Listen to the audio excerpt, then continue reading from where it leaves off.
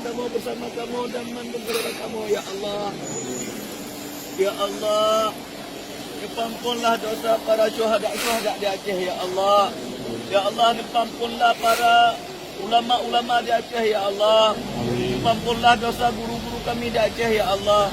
Ya Allah, ampunlah dosa pejuang-pejuang di Aceh yang berusaha syahid, ya Allah. Amin. Yang berada berjuang katanya, ya Allah. Lebih Aceh lebih makmur, lebih Aceh lebih sejahtera.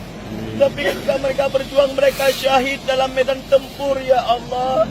Ampunlah dosa para syahid, para syuhada urung-urung Aceh, ya Allah. Ya Allah, ampunlah dosa urung-urung Aceh, ya Allah.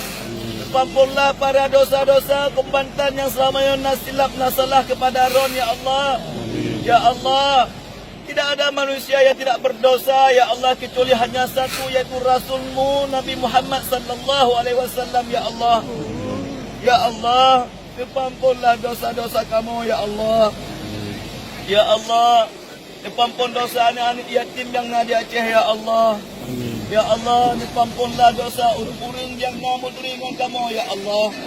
Ya Allah, nepuah kubu para syuhada Aceh, ya Allah. Nepuah kubu para urung-urung syahid, para komandan-komandan GAM yang lawak yang berjuang demi Aceh, ya Allah. Ya Allah, Nabi, ya Allah, kesuksesan untuk anak-anak yatim di Aceh Uronyo, ya Allah. Kami bersimpuh kepadamu, ya Allah. Ya Allah, jagalah Aceh, ya Allah.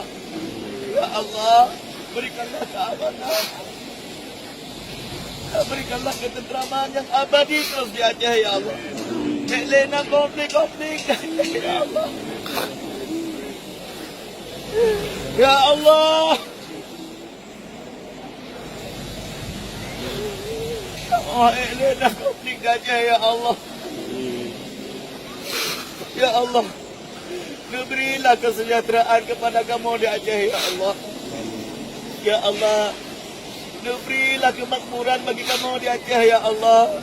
Beri, ya Allah, beraman, bertentram, bertenang di Aceh, ya Allah. Berilah konflik, ya Allah.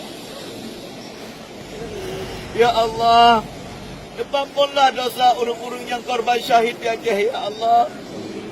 Mereka pergi ratusan ribu nyawa Engkau ambil dalam satu waktu, ya Allah.